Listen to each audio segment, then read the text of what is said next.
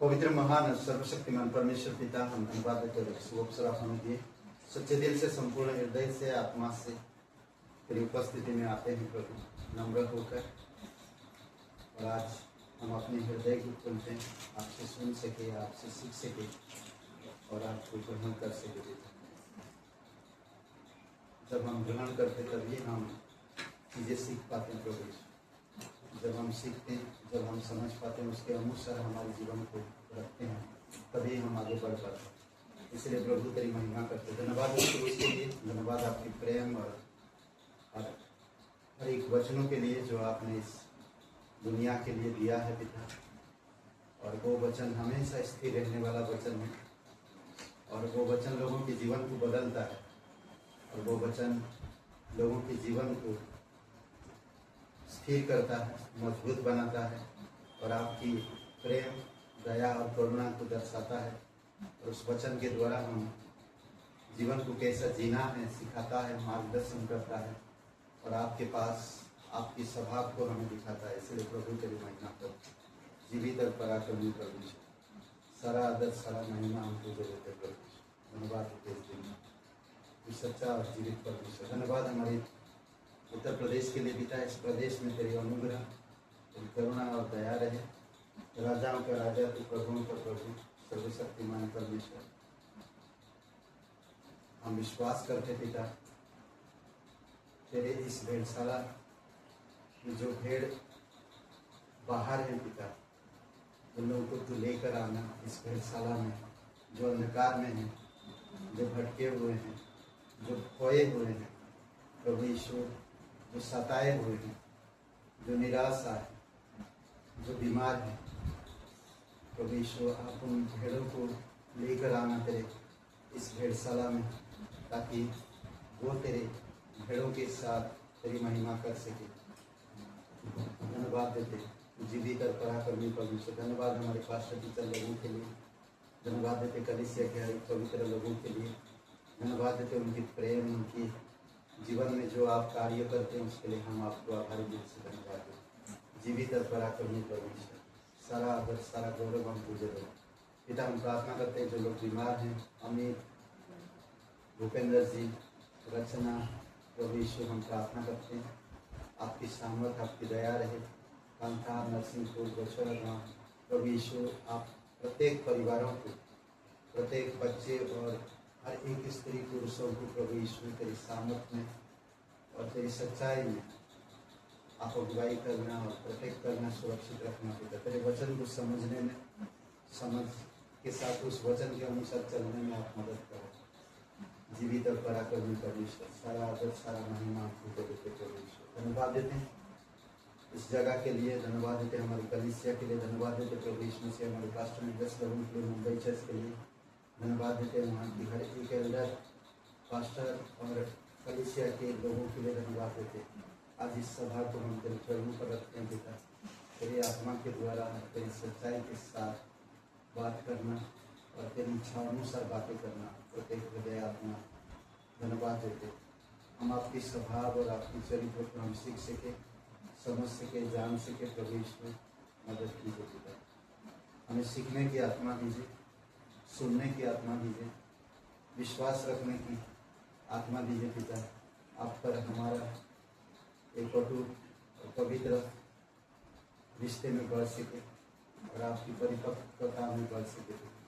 धन्यवाद देते हैं, अभिषेक करके तेरे आत्मा के द्वारा जीवित और पराक्रमी परमेश्वर, सारा आदर सारा गौरव हम तुझे देते। धन्यवाद देते इस सब प्रार्थना हमारे उद्धार करता सर्वशक्तिमान प्रभु यीशु मसीह के नाम से, आमीन। संतोषुमड़ रहा, संतोषुमड़ रहा, संतोषुमड़ ही रहा। हालेलुया, यीशु ने मुझे बचाया, मेरे पाप धो दिया, संतोषुमड़ ही रहा।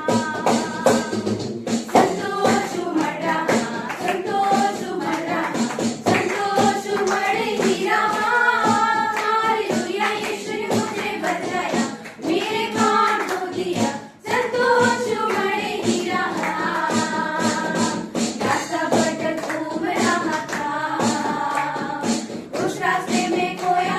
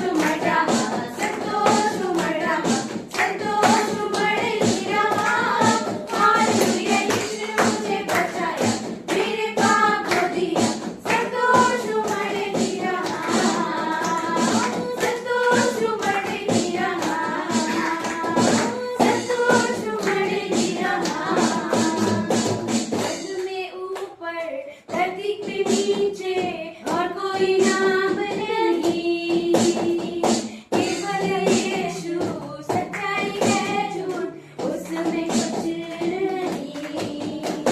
स्वर्गों में ऊपर धरती के नीचे और कोई नाम नहीं, केवल यीशु सच्चाई है झूठ उसमें कुछ नहीं।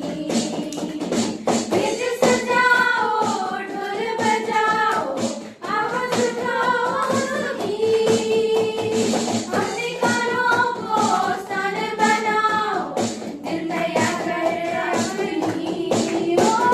बीच सजाओ ढोल बजाओ आवाज उठाओ सभी, अपने कानों को स्थान बनाओ दिल दया कर अपनी। उसके लहू में सामर्थ है ये सबूत है उसका, प्रेम किया और कायल मिलाया सिर्फ शब्दों में ही नहीं।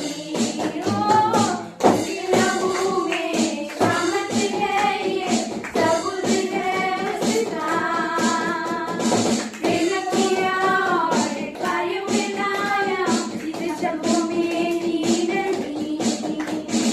इसलिए वो है महाराजा जीवन नाम उसका, और कोई नहीं है उसके जैसा और कोई प्रभु नहीं।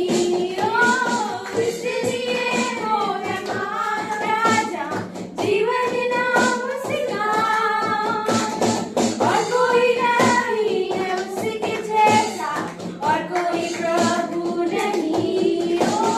स्वर्ग में ऊपर धरती के नीचे और कोई नाम नहीं, केवल यीशु सच्चाई है झूठ उसमें कुछ नहीं। स्वर्ग में ऊपर धरती के नीचे और कोई नाम नहीं, केवल यीशु सच्चाई है झूठ उसमें कुछ नहीं, केवल यीशु सच्चाई है झूठ उसमें कुछ नहीं, केवल यीशु सच्चाई है झूठ उसमें कुछ नहीं। पराक्रमी सर्वशक्तिमान परमेश्वर पिता, सच में तू ना कभी बदलता है और ना कभी झूठ बोलता और ना कभी किसी को धोखा देता है। तू हर एक लोगों से प्रेम करता है, हर एक लोगों की पापों को अपने ऊपर लेकर क्रूस पर बलिदान हुए। तेरे पवित्र लहू के लिए धन्यवाद देते उस अनुग्रह के लिए जिसकी वजह से आज हम यहाँ तक पहुँच पाए पिता। धन्यवाद देते प्रभु यीशु, तेरी सच्चाई हमारी रक्षा करता है और तेरी धार्मिकता हमारे लिए हमारी जो भी नंगेपन थी पिता उसको आपने कवर किया है, उसके लिए हम धन्यवाद देते हैं। और तेरी धार्मिकता से हमें तू ढांका है, इसलिए प्रभु इस धार्मिकता में बढ़ने में, इस धार्मिकता को समझने में, इस धार्मिकता में जीवन जीने में हमें मदद करना पिता। अनुग्रह से विश्वास के द्वारा हम धर्मी ठहराए गए हैं, इसलिए प्रभु अपने हाथों को उठाकर तेरी महिमा करते हैं। तू जीवित परमेश्वर है, तू अनुग्रहकारी परमेश्वर है, तू सच्चा है, तू ना बदलने वाला परमेश्वर है। धन्यवाद देते प्रभु यीशु। जय जय नाम यीशु नाम गाऊं मैं सुबह शाम। जय जय नाम यीशु नाम गाऊं मैं सुबह शाम। जय जय नाम यीशु नाम गाऊं मैं सुबह शाम। जय जय नाम यीशु नाम गाऊं मैं सुबह शाम। बलहीन का सहारा पापी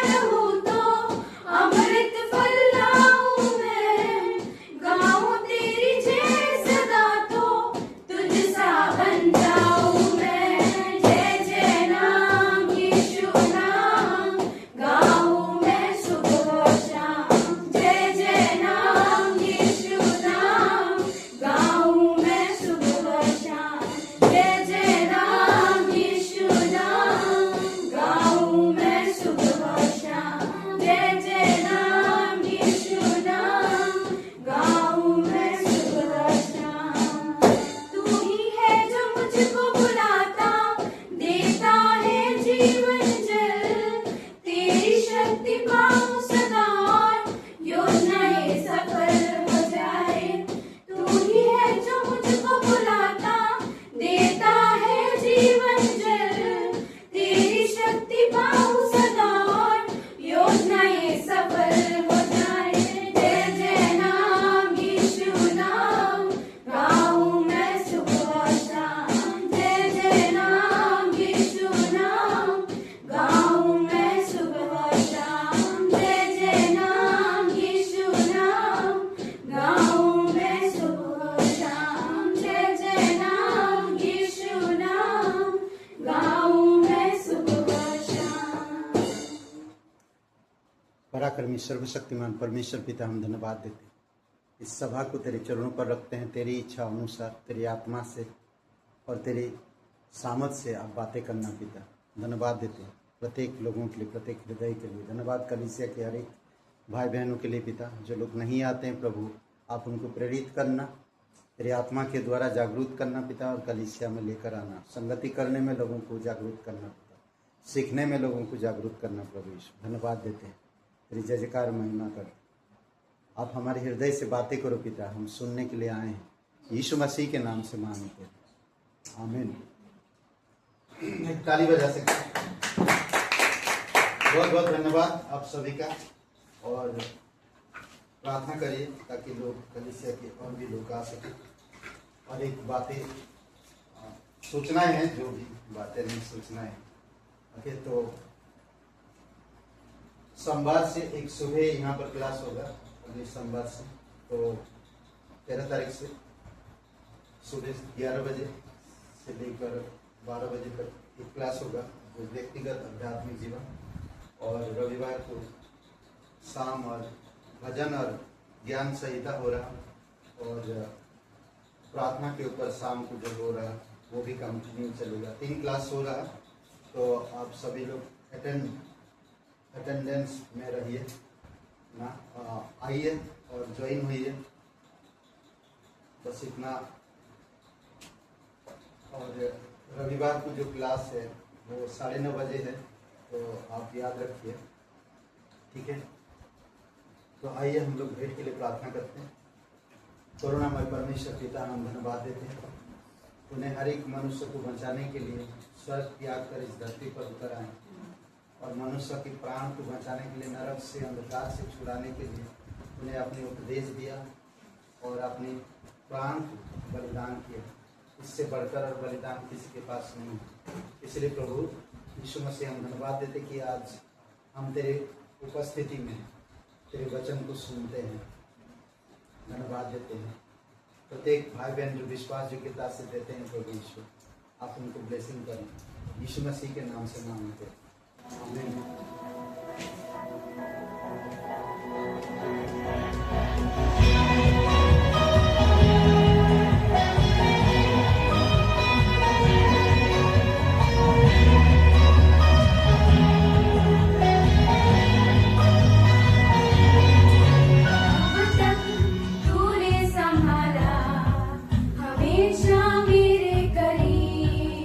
अब तक तू ही सहारा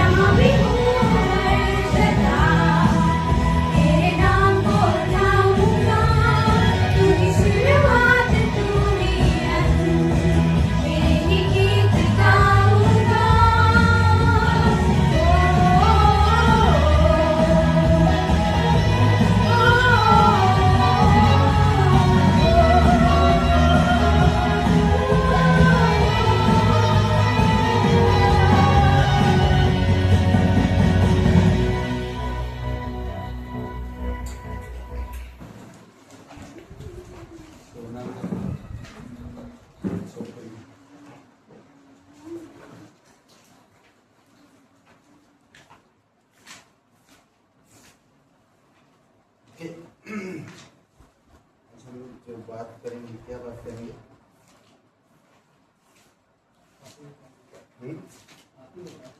बाइबल से बात करेंगे, आपको भी पता है।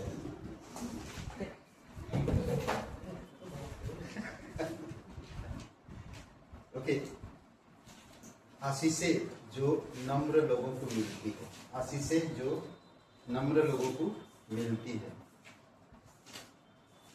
ये विषय है। ओके, यीशु मसीह ने कहा, क्या कहा? ये बोझ तले दबे हुए लोगों मेरे पास आओ और मैं तुम्हें क्या दूंगा? विश्राम दूंगा। ओके, तो आज हम लोग बात करेंगे क्या? विश्राम तो देगा, उसके साथ साथ वो कहता भी है, क्योंकि मैं नम्र व्यक्ति और तुम मुझसे सीखो। करेक्ट, यही कहता कि नहीं? चलिए देखते हैं मत्ती 11:29। ओके, 11:29 सबसे बड़ा नमूना, मैं नम्र और मन में दीन हूं, कहता है। सबसे बड़ा नमूना यीशु मसीह, उससे बड़ा और कोई नहीं। सबसे बड़ा नमूना, मैं नम्र और मन में दीन हूं।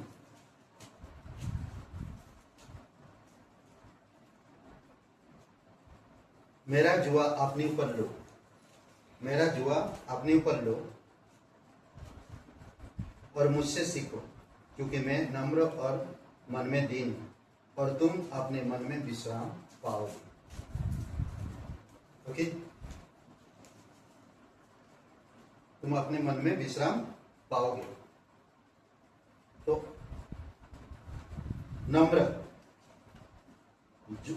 जो नम्र व्यक्ति है उसी को आशीष मिलते हैं, विश्राम भी पाता है, उसको संतुष्टि मिलती है, उसको आशीष मिलता है। संतुष्ट नम्र लोग कैसे संतुष्ट होना? खाने से, और भी कई सारी चीजें हो सकता है। पर बाइबल में एक वचन दिया है कि भजन संहिता 22 और वचन 26 में, नम्र लोग भोजन करके तृप्त होंगे। भजन करके तृप्त होंगे, भोजन मतलब खाना खाकर तृप्त होंगे, परमेश्वर खिलाता है। ओके, तो बाइबल में अगर नम्र लोग को हम ढूंढते हैं या नम्र के बारे में हम सीखते हैं, तो बाइबल में एक चीज बताता है। इब्रानी में दबू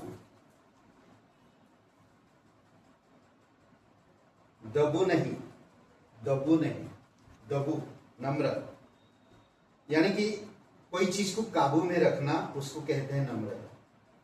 समझ रहे हैं? नम्रता को अगर आप परिभाषा देंगे तो कैसे देंगे? जो घमंड छोड़कर परमेश्वर और दूसरों के आगे झुके हुए, ऐसे लोग नम्र है।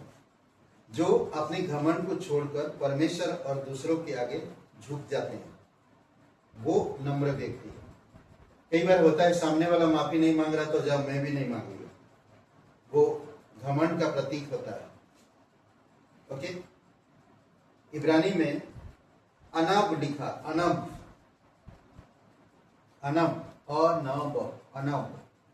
इब्रानी में।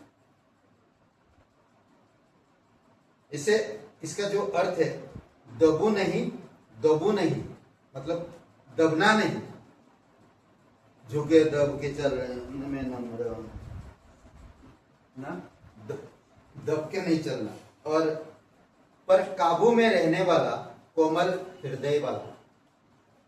ओके, तो उसको कहते हैं नम्र व्यक्ति। जो यहोवा के खोजी हैं वे उसकी स्तुति करेंगे, परमेश्वर उनके प्राणों को भी बचाता है ना। वो लोग संतुष्ट होते हैं, नम्र लोग। भजन जो भी मिलता उन्हें, भोजन से, खाने पीने से जो भी मिलता वो खुश होते हैं और अपने हृदय को नम्र बनाते हैं। जैसा यीशु मसीह है वैसे वो नम्र बनाते हैं। दूसरा एक समझबूझ। दूसरा एक शब्द अगर हम देखें समझबूझ ना, भजन संहिता 25 का और वचन 9, इसमें 2 वाक्य दिया है। इस वचन में 2 वाक्यों में 2 शब्द मिलता है, निर्देश और समझबूझ। वह नम्र लोगों का न्याय की शिक्षा देता है, सही शिक्षा देता है, समझबूझ की शिक्षा देता है। ओके, सही शिक्षा देता, जो लोग समझ सकते हैं और समझदारी दिखा सकते हैं, समझदारी से चल सकते हैं, समझदारी से बातें कर सकते हैं, समझदारी से जीवन जी सकते हैं और समझदारी से हर चीजों को केयर कर सकते हैं। समझ, ठीक है। वह नम्र लोगों को न्याय की शिक्षा देता। न्याय का मतलब एक नहीं कि तुम गलत किया तुम्हारी न्याय होगा, नहीं। न्याय का मतलब वो होता है कि सही तरह से जीवन जीना, समझ रहे, नैतिकता से जीवन जीना, अच्छा से जीवन जीना, अच्छा से बर्ताव करना, अच्छा से व्यवहार करना, अच्छा से अच्छा चरित्र रखना, अच्छा स्वभाव रखना, ये सारी चीजें उसमें समझबूझ कर आप किस तरह कपड़ा पहनते हो, आप किस तरह लोगों से बातें करते हो, आप किस तरह से लोगों को परमेश्वर में लाओगे। आपके पास एक समझ है, समझबूझ के आप कार्य करते हो, तो वो परमेश्वर उन लोगों को देता जो नम्र लोग, जो नम्र बनते हैं, उन्हें देता है। और उनकी बातों में मिठास होगा। क्यों? क्योंकि नम्र लोगों के पास मिठास होती बातों में। वह नम्र लोगों का न्याय की शिक्षा देता, नम्र लोगों को सही से शिक्षा, जो नम्र होते हैं उनको सही शिक्षा देता हो। यीशु मसीह ने कहा, मैं नम्र हूं, मुझसे सीखो ना, मैं दीन हूं। और उसी वचन में ही और एक शब्द मिलता, निर्देश। हाँ, वह नम्र लोगों को अपना मार्ग दिखाएगा। भजन संहिता 25 का 9 में, समझ रहे हैं? वो मार्ग दिखाता है आपके जीवन की, कहीं भी कैसे भी। इसलिए बहुत जरूरी आपको मुझे समझना। देखिए, हम कैसे परमेश्वर के पास आए, आपको किसी ने बताया, आपको किसी ने बताया, आपने सुना और उस चीज को सुनने के बाद आप उस चीज को एक्सेप्ट किया। ओके, और एक्सेप्ट करने के बाद उसको ग्रहण, जब आप एक्सेप्ट किया तो क्या हुआ? परमेश्वर की अनुग्रह आप पर हुआ, आपने विश्वास किया, पवित्र आत्मा आया। पवित्र आत्मा का फल एक है नम्रता। देखिए, अनुग्रह आप पर हुआ परमेश्वर की ओर से, उस अनुग्रह पे आपने विश्वास किया, विश्वास करने के बाद आपके अंदर पवित्र आत्मा आता है, और जब पवित्र आत्मा आता है, पवित्र आत्मा का एक फल है नम्रता। समझ रहे?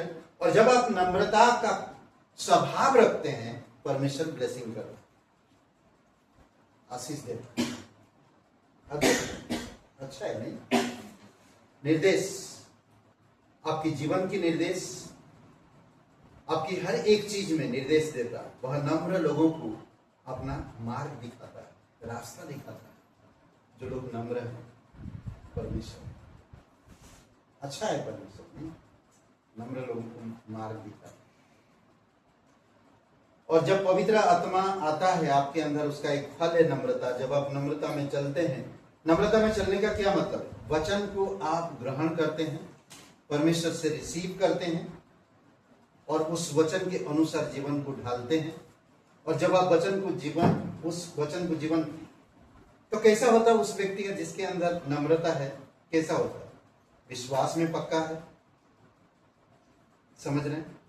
वचन में भरा रहता है, आत्मा में सोचता है, आत्मा में भरा रहता है, उसके पास अनुग्रह को समझता है, समझ बूझकर हर एक काम करता है और परमेश्वर से हमेशा नम्रता के भाव लेकर आता है, स्वभाव लेकर आता है। और उसका जीवन भी प्रार्थना का जीवन होगा। परमेश्वर की जो इच्छा है उसके अंदर वो इच्छाएं होगी। ये नम्र व्यक्ति है, समझ रहे हैं? उसके अंदर बहुत सारे ऐसे चीजें दिखेगा, जैसे कि हम सोच सकते हैं मूसा के बारे में। मूसा, बाइबल में कहता है कि मूसा दुनिया का सबसे नम्र व्यक्ति था ना। गिनती के 12 अध्याय में अगर हम पढ़ते हैं तो मूसा के बारे में सोच सकते हैं। अगर आप मूसा के बारे में सोचोगे, फिरौन का मन कठोर हुआ पर मूसा दिन प्रतिदिन नम्र होता गया, दिन प्रतिदिन नम्र होता गया, परमेश्वर की बातें करता था और दिन प्रतिदिन नम्र होता गया। मूसा ना गिनती का 12 और वचन 3 में पृथ्वी के सब मनुष्य से बहुत नम्र था। वो एक क्या बोलते अगुबा था, अगुबा के बावजूद घमंड नहीं किया। वो एक अच्छा अगुबा था, एक अच्छा लीडर था, एक अच्छा क्या बोलते लोगों को लेकर जाने वाला एक लीडर था। कभी घमंड नहीं किया उसने, कभी भी नहीं। हमेशा नम्रता का हृदय रखा, वो दिन प्रतिदिन और नम्र हुआ। फिर हम देखते हैं कि इजराइल के लोग कुड़कुड़ाने लगे। नहीं, बहुत सारी चीजों में कुड़कुड़ाए, खाने के लिए, पहनने के लिए, सोने के लिए, पानी के लिए, हर एक चीज में कुड़कुड़ाए। तो परमेश्वर ने उनका फिर 11 दिन का रास्ता 40 साल लग गया। 40 साल इसलिए लगा था कि परमेश्वर उनको ये करना चाहता था कि वो नम्र बने, पर वो लोग नम्र नहीं बन पाए। और फिर क्या हुआ, उस वादे के देश में पहुंच नहीं पाए। नम्रता आपके जीवन में आशीष लेकर आता है। नम्रता व्यक्ति प्रार्थना का जीवन जीता है। नम्रता व्यक्ति पवित्र आत्मा में सोच विचार करता है और पवित्र आत्मा की मार्गदर्शन में रहता है हमेशा। और फिर जब वो प्रार्थना करता है तो उसकी प्रार्थना में क्या बोलते हैं, इनाम रहता है। उसकी प्रार्थना में इनाम रहता है। कल हम लोग जो बातें कर रहे हैं, प्रार्थना करने वाला व्यक्ति हमेशा इनाम, बोलते ना कि कभी वो मत्ती का 6:6 में नहीं कहता कि जब आप गुप्त में प्रार्थना करते हैं, वो गुप्त में प्रार्थना करता है, कभी किसी को दिखाता नहीं, वो गुप्त में प्रार्थना करता है। परमेश्वर उसको खुले में इनाम देता है। हालेलुया। सोचिए, परमेश्वर उसे खुले में इनाम देता है। वो गुप्त में प्रार्थना करता है, कभी किसी को दिखाया नहीं। वो दान गुप्त में देता है, वो सब चीजें काम गुप्त में करता है, किसी को पता नहीं चलता। कई बार लोग जय मसीह, हालेलुया, प्रेज द लॉर्ड दिखाते हैं ना, ये कर रहे हैं, वो कर रहे हैं, बाइबल पढ़ रहे हैं, ये सब चीजें करते हैं, मगर उनका जीवन अलग है। हमें दिखावा नहीं, नम्र बनना है। ये पवित्र आत्मा के फल है, हमें नम्र बनना है। समझ रहे हैं? उद्धार मतलब बहुत सारे बातों में उद्धार आता है। उद्धार मतलब बचाव बहुत सारी चीजों में। कई बार आप विश्वासी जीवन में फंस जाते हैं तो परमेश्वर बचाता है। देखिए, उद्धार भी एक उद्धार पृथ्वी के सब नम्र लोगों का उद्धार करने को उठा है परमेश्वर। कई बार बोलते ना, लोग आज चारों तरफ से न्याय होगा, परमेश्वर का न्याय अगर आएगा। भजन से तो 76 और वचन 9 में कहता है, जब परमेश्वर न्याय करने को आएगा इस पृथ्वी पर, तो घमंडी, पापी, लालची, अहंकारी, द्वेष करने वाले न्याय करेगा परमेश्वर, पर वो नम्र लोगों को उद्धार देता है। नोह का जीवन को देखिए, जब परमेश्वर नाश पूरे धरती को नाश करने के लिए आया, अब मैं मन में ठान लिया पूरे संसार को नष्ट करूंगा, तो उसका नजर किस पर था? नोह पर। नोह का दिल कैसा था, मन कैसा था, उसका जीवन कैसा था? नम्र था। समझ रहे? इसीलिए उसको चुना और उसको अपना बताया, बातें बताया कि मैं इस दुनिया को नष्ट करूंगा, तो मेरे लिए एक जहाज बना, और जो भी जहाज में आएगा मैं बताऊंगा कौन आएगा कौन नहीं आएगा। तो उसने एक जहाज बनाया, नूह। तो कैसे बचाया उसको? जल प्रलय से। उसके परिवार को कैसे बचाया? जल प्रलय से कैसे बचाया? अद्भुत है नहीं?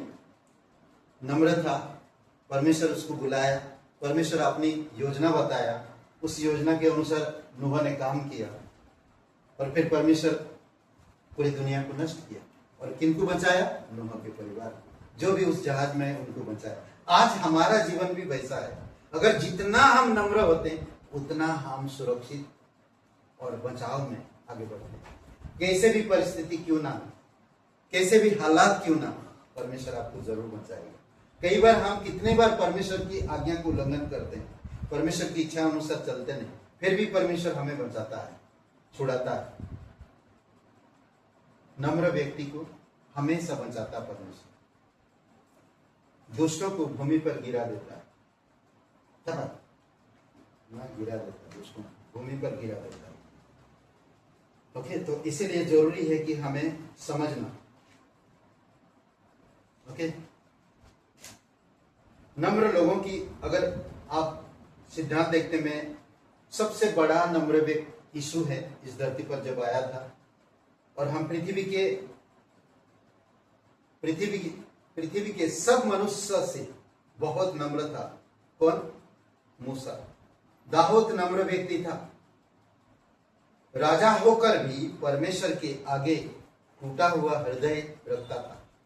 राजा था वो, बहुत बड़ा राजा, समझ रहे? फिर भी परमेश्वर के सामने अपने टूटा हुआ हृदय रखता था। साउल को मारने का मौका था पर हाथ नहीं उठाया। सोचिए, भजन संहिता 131 वचन 1 और पहला शमूएल का आई थिंक 24 अध्याय,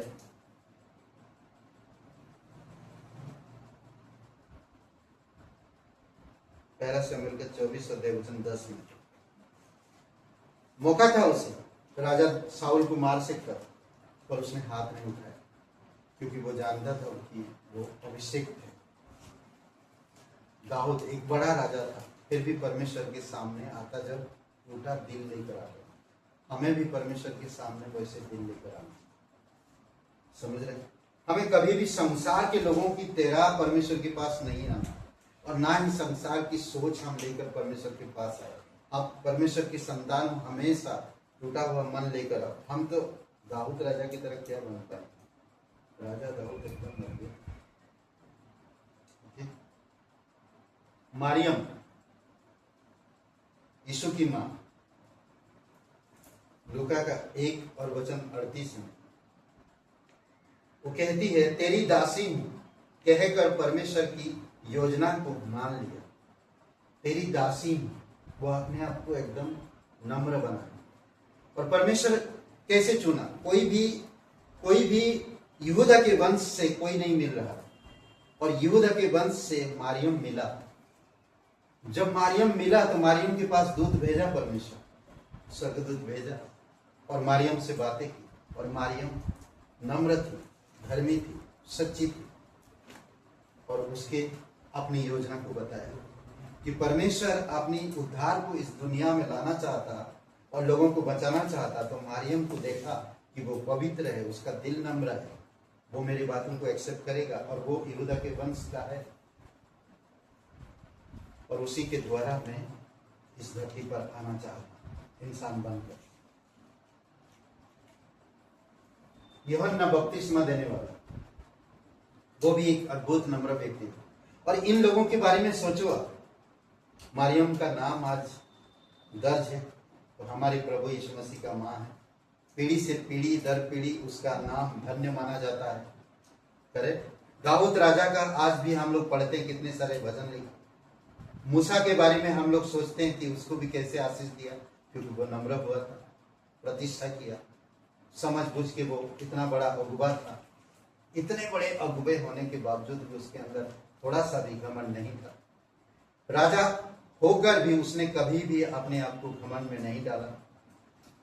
मारियम गरीब थी, उसके पास खाने को तंगी था, रहने को परेशानी थी, फिर भी वो नम्रता का हृदय दिखाया।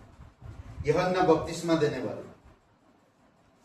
ये गिफ्ट था उसके पास। उसे बढ़ना है, मुझे घटना है, कहा। उसे बढ़ना है, मुझे घटना है।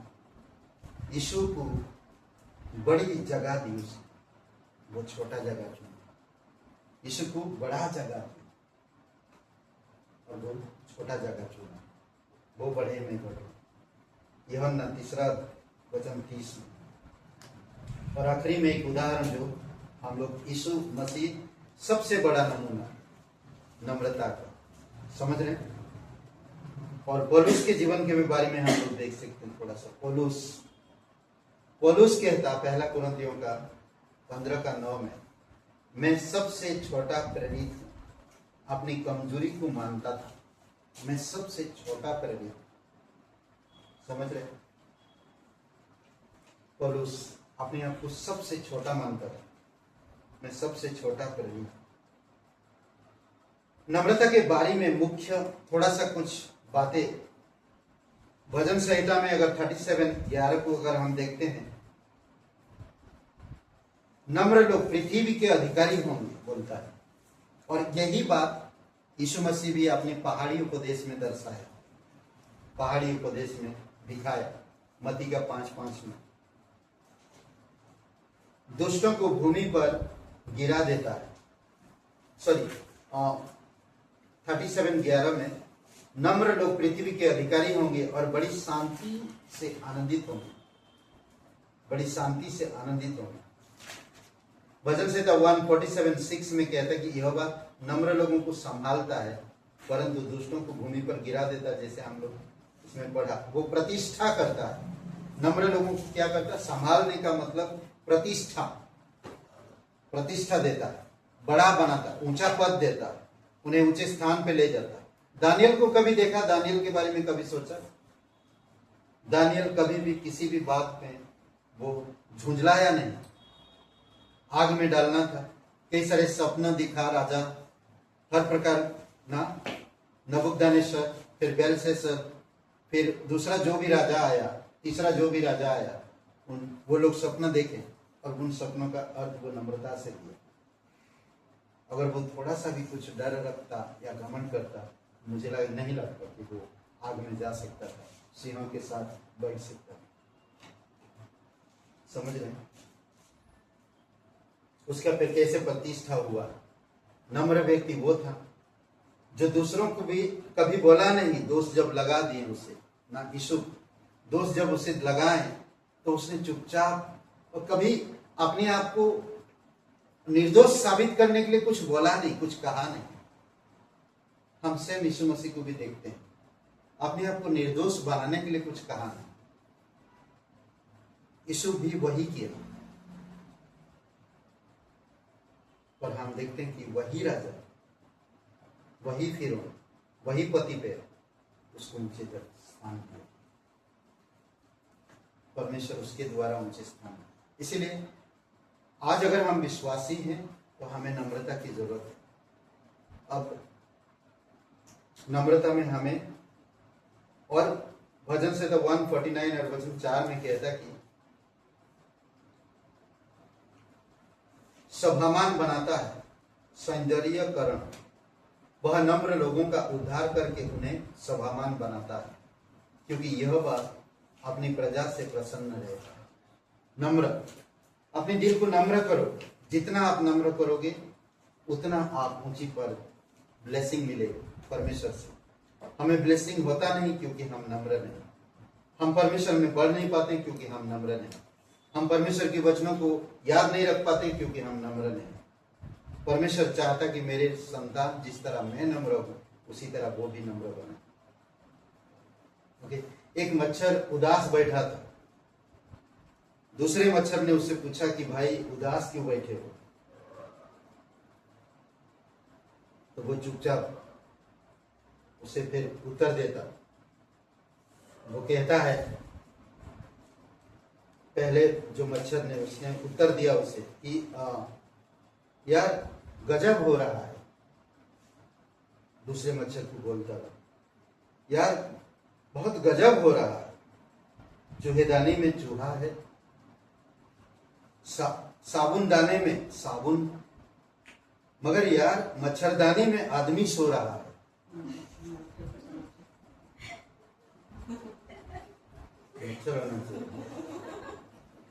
आदमी सो रहा है। ओके, मूल्यांकन,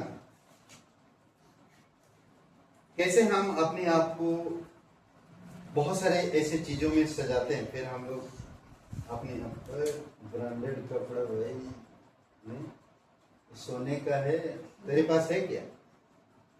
हम लोग बताते हैं, लोगों को दिखाते हैं, शादी ब्याह में लोग जाते हैं, सोने का है, वो आर्टिफिशियल, फिर भी हाँ सोने का है, मेरे पति ने दिया नहीं, कई सारे लोग बोलते हैं। चलिए खोलते पहला पत्रस का। परमेश्वर मसीह लोगों में क्या कहता है? नम्र बनो। ये आपका पवित्र आत्मा का एक फल है, नम्र बनने का। तो नम्र बनो, बहुत जरूरी है। पहला पत्रस का 4 अध्याय खोलते हैं, सॉरी तीसरा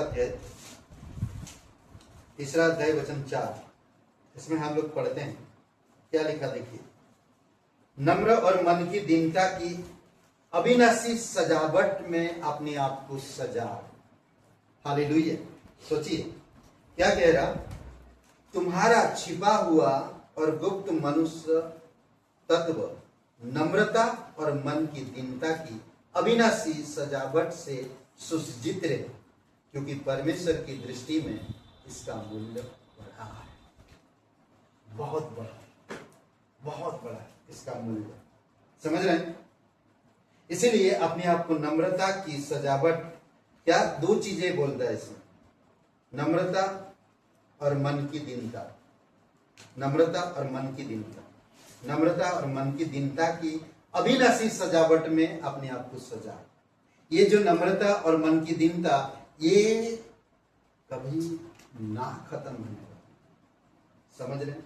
कई सारे लोगों का जीवन आज जीवन के पुस्तक में लिखी हुई, हम लोग उनके बारे में पढ़ते हैं। नम्र से वो लोग ग्रहण किया। सोचिए वो पापिनी स्त्री जब यीशु मसीह सिमोन चुंगी लेने वाले के घर पे जब था, तो वहां पर उसको लोग कैसे देख रहे थे, उसके बारे में क्या क्या विचार कर रहे थे। आप और मैं होते हैं तो शायद यही सोचते हैं कि मेरे बारे में ही बात कर रहे हैं, जाने दो, जो बोलना मेरे बारे में ही बोल रहे हैं। वो हम लोग छुपा के रखते हैं, गुस्सा आता, नाराज, चुपचाप इधर उधर देखते हैं, शांत रहते। वो आई यीशु के चरणों पर बैठी, रोते रही। वो अपने आंसू से यीशु के पैर को भिगोई और अपने बालों से पूछी। सोचिए, तो यीशु ने उसे जवाब दिया। जहां जहां मेरे सुसमाचार की पुस्तक पढ़ी जाएगी, याद किया नम्र व्यक्ति ना, नम्रता और मन की दीनता की अविनाशी सजावट से अपने आप को सजाओ। परमेश्वर इसको मूल्य देता है, परमेश्वर इस चीज को मूल्य देता है। इसीलिए बहुत जरूरी आपको मुझे समझना। ओके, नीति वचन 11 और वचन 2 में जब घमंड आता तब अपमान भी आता, याद रखो। इसीलिए घमंड करना आज से बिल्कुल नहीं, छोड़ दो, घमंड मत करो। जहां घमंड आता वहां अपमान भी आता है, परंतु नम्र लोगों के पास बुद्धि होती है। समझ रहे हैं? सपन्या का किताब, सपन्या 2 अध्याय और वचन 3। हे देश के सब नम्र लोग, धर्म की और नम्रता की खोज करो। हे पवित्र लोगों, हे विश्वासियों, यही एक चीज खोजो, धर्म और नम्रता की खोज करो, धार्मिकता और नम्रता की खोज करो। संभव है कि यहोवा के क्रोध के दिन में तुम छिपाए जाओगे। नम्रता आपको बचाता है क्रोध के दिन से। जब आपके न्याय आएगा तब आप बच जाओगे। ओके, समझ रहे हैं? फिलिपियों का 2 अध्याय 3-4 वचन में कहता, दीनता से हमें एक दूसरे को अपने से बढ़कर समझना है। दीनता से, नम्रता से हम एक दूसरे को अपने से बढ़कर समझना है। हमें इनकार नहीं करना, या उनसे गुस्सा नहीं होना, या उनसे नाराज नहीं होना, बल्कि हमें मेरे से ज्यादा उनको अच्छा समझना। यही तो यीशु मसीह हम लोगों से किया है। तो वो नम्र व्यक्ति दिखता है अगर वो दूसरे को प्रेरणा देता, दूसरे को बढ़ा रहा ना, तो फिर वो बढ़कर समझता। हर एक अपने ही हित की नहीं, परंतु दूसरों के हित की भी ध्यान रखो, हर किसी की। कई बार हम खुद अपने चरित्र को प्रकट करते हैं कि मैं कैसा हूं, अपनी स्वभाव से, अपने शब्दों से, अपनी नजर से, अपनी हालात से हम कई बार अपनी स्वभाव को हम प्रकट कर देते हैं। समझ रहे हैं? पहले तो कहता है कि पहले बोलता है दीनता से एक दूसरे को अपने से बढ़कर समझो, हर एक को अपने ही हित नहीं परंतु दूसरों की हित की ध्यान रखा करो। पहला पत्रस 5 और वचन 5-6 वचन में कहता परमेश्वर घमंडियों का विरोध करता और परंतु नम्र लोगों पर अनुग्रह करता रहता है। इसलिए परमेश्वर के बलवंत हाथ के नीचे अपने आप को रखो।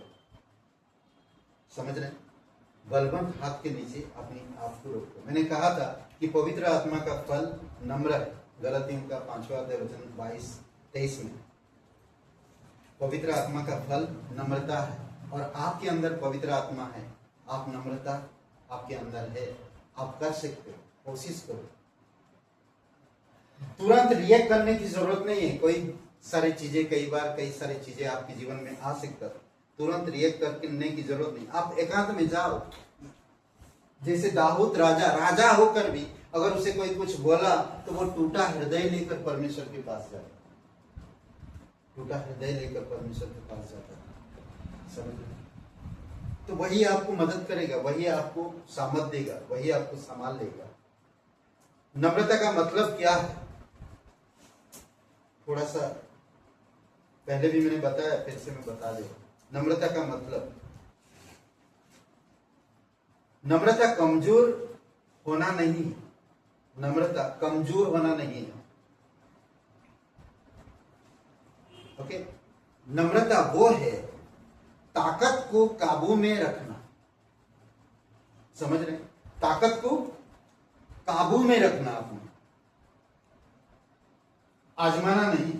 कोई कुछ बोल दिया तो हम तुरंत फटाक करके जवाब देते, तो उसे आप अपनी चरित्र को दिखा दिए। समझ रहे? ताकत को काबू में रखने का क्या मतलब? कभी अगर कोई आपको बेवजह एक थप्पड़ मार दिया तो आप क्या बोलोगे? काबू रखो। कुछ चीज कहां पर हो, किस जगह पे हो, कैसे हो, किस तरह से है, क्यों ऐसा हुआ, तो थोड़ा सा रुको। तुरंत रिएक्ट मत करो ना, तुरंत रिएक्ट मत करो। देखिए, एक जो ये क्या बोलते हैं, पाप भी ना तुरंत फटता नहीं, गलत चीज भी तुरंत फटता नहीं। धीरे धीरे बढ़ता फिर एक दिन फटता है। समझ रहे? कैन जो है, कैन जो कोल्ड ड्रिंक पीते हैं, कैन में, हाँ, कोल्ड ड्रिंक कैन जो पीते हैं, समझ रहे? तो वो जो कैन होता है, तो कैन में जितना भरा है उतना ही भर सकते हैं, और ज्यादा अगर भरेंगे तो क्या होगा? निकल जाएगा, है कि नहीं? ज्यादा भरेंगे तो निकल जाएगा। जितना है उतना ही भर सकते। तो कई बार होता है गलत चीजें जब भरता एक दिन फट जाएगी। पर नम्रता व्यक्ति हमेशा भरता रहेगा। तो क्या होता है, कई बार कोई कुछ अगर मुझे बोला तो मैं सबसे पहले अपने आप को काबू में करो। आपके अंदर पवित्र आत्मा है, आपके अंदर नम्रता का फल है। तुरंत रिएक्ट मत करो। और कई बार भी कई सारी चीजें होता तो सबके बीच में मत करो। कई बार कई सारी चीजें होता, नम्रता वो व्यक्ति होता है, मैंने कई बार मेरे पास्टर को देखा है, कुछ भी बात हो तो वो उस समय बात नहीं करते, या तो फिर वो आगे ले जाते हैं एकांत में, कहीं कोई देख भी नहीं रहा, साइड में ले जाते हैं और फिर बात करते हैं। या तो मुझे मॉर्निंग में बुलाते थे, सुबह एकदम वॉक के टाइम पे बातें करते। कई बार ऐसा चीजें हुआ सबके सामने, चाहे वो छोटा लड़का हो, चाहे वो हम उनके अधीनता में काम करते थे, पर कभी उन्होंने हमें ऐसी जवाब नहीं दिया जिससे हमारे दिल टूटे। पर ऐसा लोग भी था उनके आसपास, वो लोगों ने जवाब दिया और हमारा दिल भी टूटा। कई बार आपकी एक जवाब आपकी चरित्र को प्रकट करता है। इसीलिए आपको मुझे सावधान रहने की जरूरत है। हम परमेश्वर के लोग हैं, हम बाइबल पढ़ते हैं, हम पढ़े लिखे हैं, हम आगे बढ़ रहे हैं। तो ये कुछ चीजों को आप खुद ध्यान देना। जब आप नम्र बनोगे ना, आपके जीवन में परमेश्वर ब्लेसिंग लाएंगे। सच होता है। जानते बाइबल में कहते हैं कि नम्र व्यक्ति स्तुति आराधना जब करते हैं, आत्मा में भरकर करते हैं। सोचिए, देखिए जो नम्र व्यक्ति होते हैं ना, चलिए खोलते हैं वो, उनके पास क्या चीज रहता है। फिर तो के काम छोटवा है, फिर तो के काम 6, ठीक है। यहां पर हम देखते हैं 6 अध्याय, एक वचन में कहता 7 सेवकों का चुना जाना। उन दिनों में जब चेलों की संख्या बहुत बढ़ने लगी, तब यूनानी भाषा बोलने वाले इब्रानी भाषा बोलने वाले पर कुड़कुड़ाने लगे। आपस में कुड़कुड़ा रहे। कलीसिया एक है, एक देह में है, पर आपस में कुड़कुड़ा रहे कि प्रतिदिन की सेवकाई में हमारी विधवाओं की सुधि नहीं ली जाती। तब उन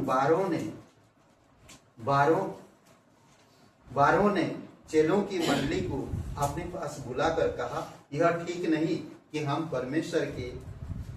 परमेश्वर का काम छोड़कर खिलाने पिलाने की सेवा में रहे। इसलिए हे भाइयों, अपने में 7 सुनाम पुरुषों को जो पवित्र आत्मा और बुद्धि से परिपूर्ण हो चुन लो। क्या है? 7 पुरुषों को क्या चीज, सबसे पहला क्या चीज आता? पवित्र आत्मा और बुद्धि से परिपूर्ण हो चुन लो कि हम उन्हें इस काम पर ठहरा दें। परंतु हम तो प्रार्थना में और वचन की सेवा में लगे रहे।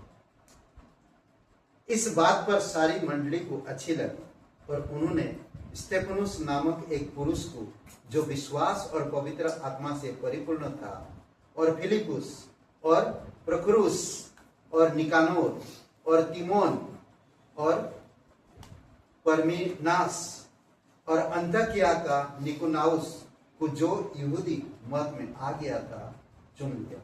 इन्हें प्रेरितों के सामने खड़ा किया और उन्होंने प्रार्थना करके उन पर हाथ रखे। परमेश्वर का वचन फैलता गया। 8 वचन देखिए।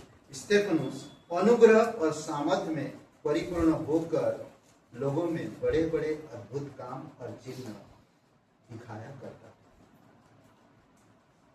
ये लोगों के पास क्या था? पवित्र आत्मा। पवित्र आत्मा का फल नम्रता। समझ रहे हैं?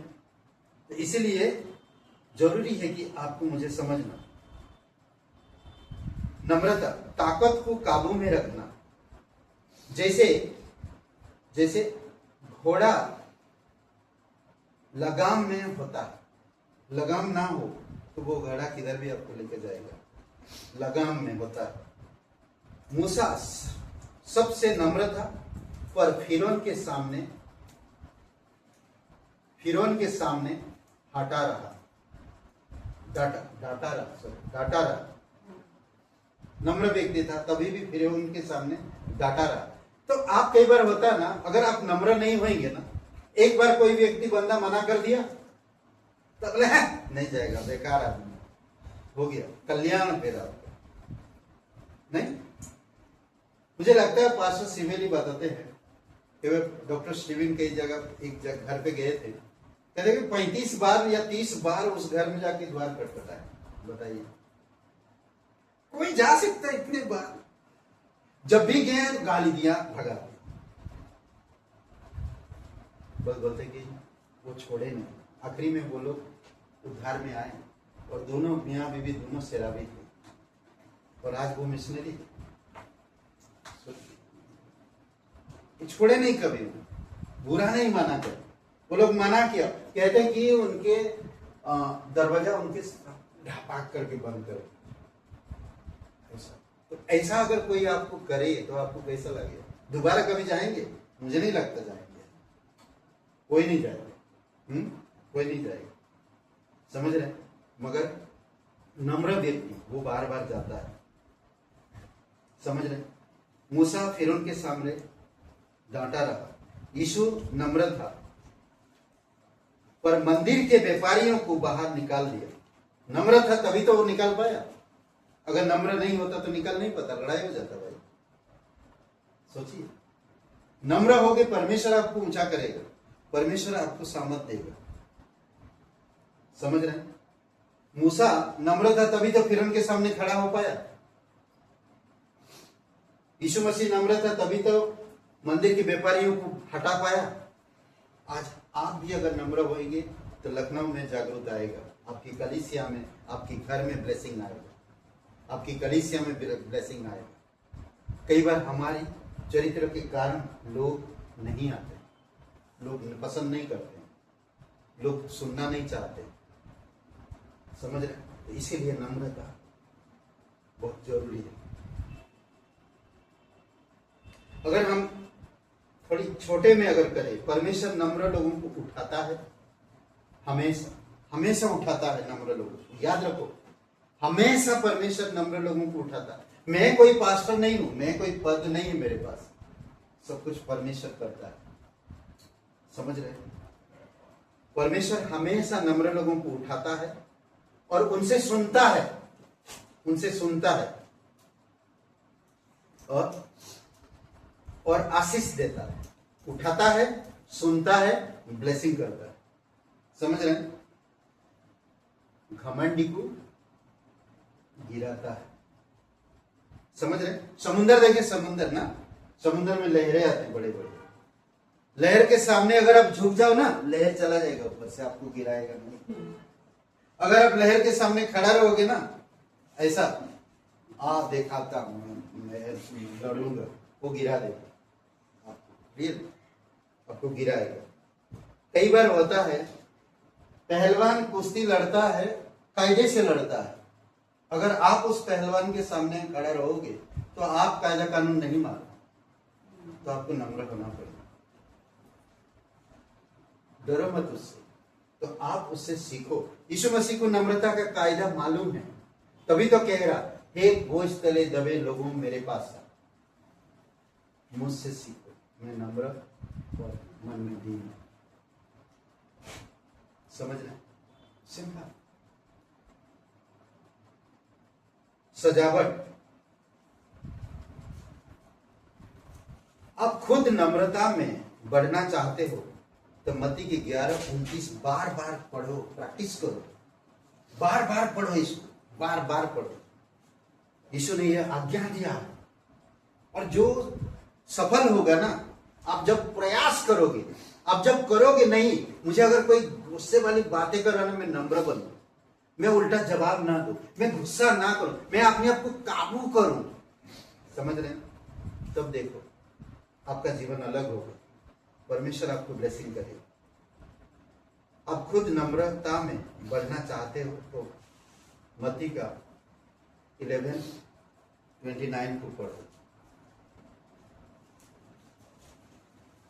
और यीशु से सीखो। कितना विरोध सा, क्रूस में भी नम्रता की बातें कर रहा है, नम्र होकर बातें कर रहा है, दुश्मनों के लिए प्रार्थना करता है, हे पिता इन्हें माफ कर। नम्र व्यक्ति ही कर सकता है प्रार्थना ऐसा ना, करेक्ट ना? नम्र व्यक्ति ही ऐसा प्रार्थना कर सकता। अगर हम नम्र नहीं हैं तो हमारे पास जो भी लोग हैं वो भी चले जाएंगे। नम्र, जितना हार्ड रखो पकड़, आपको तकलीफ होगी, छोड़ दो, जाने दो। एक खाना, एक गरीब अपना 2-3 दिन से ठीक से खाया नहीं था, और जब उसको थोड़ा सा मीट मिला और कुछ राजमा पकाया, बढ़िया मीट राजमा बढ़िया पकाया, चावल बनाया, रोटी बनाया और खाने के लिए तैयार था, और ऐसे ब्लेसिंग था, और यीशु से प्रार्थना किया तो यीशु खुद आ गया और वो बना के रखा था, मतलब सॉरी, मेरे कहने का मतलब ऐसा नहीं, मतलब वो व्यक्ति परमेश्वर से प्रार्थना करता था कि भोजन के लिए हमेशा मेरे पास ना आज खाने के लिए कुछ है, तो उसे मीट मिला। और फिर तो एक व्यक्ति आया और उसे दिया और देकर वो चला गया। फिर देखता कि बोलता आज मैं तो यीशु आए और यीशु आके कहता कि आज मैं तेरे घर को खाना खाना चाहता हूँ। तो बोलता ठीक है प्रभु, अभी मैं बनाया नहीं, बनाता हूँ। तो बोलता ठीक है तुम बनाओ, मैं आता हूँ। फिर वो चला जाता, मैं आज शाम को आके खाऊंगा, ठीक है। तो वो चला जाता। तो दिन में वो खाना बना के रखा था, तैयार किया, टेबल सब घर साफ सफाई करके यीशु आने वाला है। और एक दरवाजा की कोई आवाज देता है, बुलाता है और बोलता, एक बच्चा है उसकी गोद में, एक लेडीज बोलता मैं बहुत गरीब हूँ, उसका फटे पुराने कपड़े है, धूल है पूरे, और बच्चे 2 दिन से कुछ खाए नहीं, कुछ खाना हो तो एक प्लेट दे दो हमें। तो वो बोला यीशु आने वाला है, क्या करूँ। तो वो फिर सोच के ऐसा खाना निकाल के उसमें से दे दिया एक प्लेट। तो वो बड़ा खुश हो गया और बोला कि आपको परमेश्वर आशीष दे, धन्यवाद बोल के चला गया। फिर दूसरा व्यक्ति आता है और एक बूढ़े व्यक्ति है, गरीब है, दाढ़ी बढ़ा हुआ, वो भी खाना मांगा। तो उसको भी वो खाना दे दिया और खाना और सिर्फ एक इंसान के लिए बचा। तो बोला जो भी है यीशु आएगा, देखा जाएगा। तो यीशु आया, शाम को द्वार खटखटाया और फिर बैठ गया। बोलता मैं तो खाना खाया हूँ, तुम खा लो, तुम्हारे लिए है। बोलता वो जो 2 लोग आए थे, जो उनको खिलाया वो मैं था। तुम्हारी स्वभाव और तुम्हारी विश्वास और तुम्हारी आत्मिक जीवन को देख रहा। कभी कभी ऐसा बोलता, ऐसा नहीं हर गरीब को दे दो, परमेश्वर मिलेगा, परमेश्वर बताएगा। आज इसलिए मैं बोलता हूँ कि परमेश्वर, यीशु मसीह नम्र है, नम्रता को सीखो। वो सिखाना चाहता, मैं नम्र हूँ, मैं सिखाना चाहता हूँ, तुम नम्र बनो। और जब नम्र बनोगे ना, आपको परमेश्वर ऑटोमेटिकली प्रतिष्ठा बढ़ाएगा। समझ रहे हैं? कैसे कई सारे चीज होता है आपके जीवन में, मैंने जो बताया। आप खुश रहोगे, सेटिस्फाइड रहोगे, संतुष्टि रहोगे, हर चीज में खुश रहोगे, कोई चीज मांग नहीं करो। नम्र व्यक्ति यही होता है, हर चीज में वो खुश रहता है। जहां कहीं भी खड़ा होता वो खुश रहता है, जो चीजें मिलता है उसमें खुश रहता है, पुरानी हो या नहीं, खुश रहता है। समझ रहे हैं? समझ बुझ होता उसके पास, निर्देश उसको मिलता परमेश्वर से, सुरक्षा मिलता उसको परमेश्वर से, प्रतिष्ठा होता है ना, और फिर सौभाग्य बनता है। बोलते यार ये व्यक्ति कैसा, कितनी सौंदर्यकरण है, सौभाग्य। बोलते नहीं लोग, आप सौभाग्य है आपका जीवन। फिर मूल्य का मतलब मूल्यवान, बड़ा मूल्य, सजावट, अपनी नम्रता और दीनता की अविनाशी सजावट से अपने आप को सजा। ये जो नम्रता और दीनता, ये अविनाशी है, कभी मरेगा नहीं, कभी खत्म नहीं होगा, कभी बिगड़ेगा नहीं, कभी खराब नहीं होगा, कभी सड़ेगा नहीं। नम्रता और दीनता ये अविनाशी, हमेशा टिकने वाला चीज। समझ रहे हैं? हमेशा ये चीजें टिकेगा। मूसा का जीवन को देखो, दाऊद के जीवन को देखो, मरियम के जीवन को देखो, नूह के जीवन को देखो, पौलुस के जीवन को देखो। इतना पढ़ा लिखा होने के बावजूद भी टॉप क्रांतिकारी में, मुझे लगता वो आने वाले समय में आगे वो क्या बनता, शास्त्री, मतलब याजक, उनका बड़ा याजक बनता। इतना बुद्धिमान था वो। पर क्या बता रहा है पहला कुरिन्थियों 15:9 में, मैं प्रेरितों में सबसे छोटा हूं, मरियम क्या कहता, मैं तेरा दासी हूं। यीशु की मां क्या कहता, मैं तेरा दासी हूं। सोचिए, आशीषित जो लोग नम्र को, आशीषित वो होते जो लोग नम्र होते, नहीं आशीषित जो नम्र लोगों को मिलते। याद रखो हमेशा, अद्भुत है। आइए प्रार्थना करते हैं। स्वर्ग और पृथ्वी बनाने वाला पिता, धन्यवाद देते, तू जीवित परमेश्वर, तू अनुग्रहकारी परमेश्वर। पिता धन्यवाद देते हैं, हमारी अपराध गुनाहों का दंड हमें नहीं दिया, बल्कि हमारे लिए क्रूस पर बलिदान हो। आज हमें नम्रता का मन दीजिए पिता। हम आशीष पाने के लिए नम्र नहीं बने, बल्कि तुझसे सीख सके, और हम इस जीवन को, इस धरती पर नम्रता में जीने के लिए आप हमें मार्गदर्शन करो, नम्रता दो।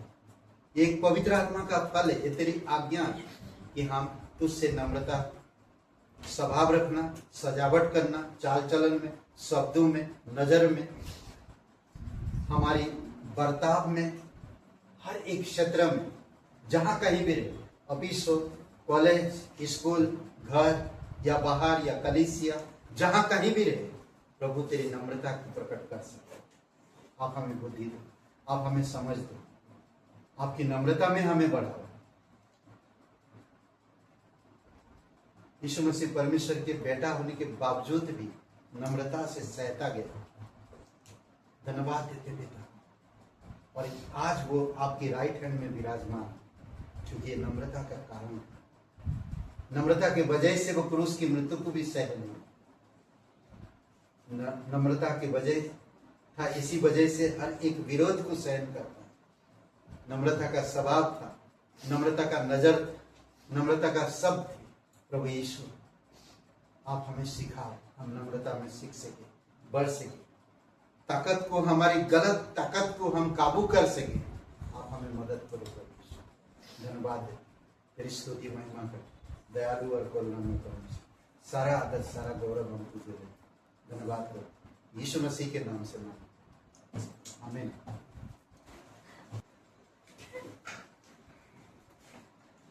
यीशु तेरा नाम सबसे ऊंचा है। यीशु तेरा नाम सबसे ऊंचा है। यीशु तेरा नाम सबसे ऊंचा है। यीशु तेरा नाम सबसे ऊंचा है।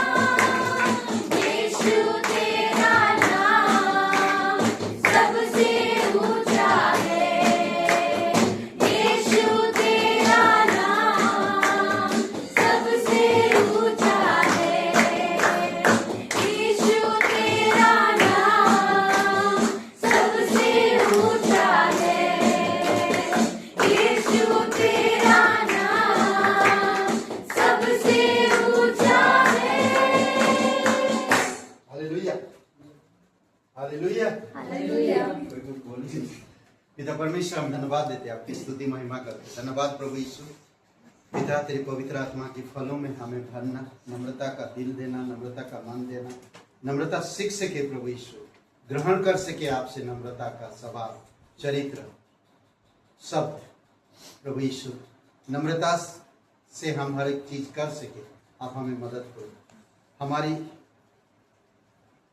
जो भी ताकत या जैसे जहाँ पर वातावरण हो उस समय हम काबू कर सके, हमारी उस स्वभाव या उस ताकत को हम काबू कर सके। आप हमें इतना बल देना पिता कि हम उस समय रिएक्ट ना करें प्रभु यीशु, बल्कि नम्रता से जवाब दे सके, एक अपने से ज्यादा दूसरों को अच्छा समझ सके प्रभु यीशु।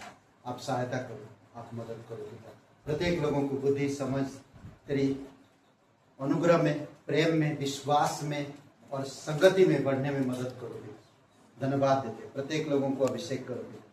दयालु और करुणामय परमेश्वर, सारा आदर, सारा गौरव हम तुझे देते, धन्यवाद देते इस समय। प्रार्थना सर्वशक्तिमान प्रभु यीशु मसीह के नाम से मांगते हैं, आमीन। सबको आशीष मिले, बहुत बहुत धन्यवाद।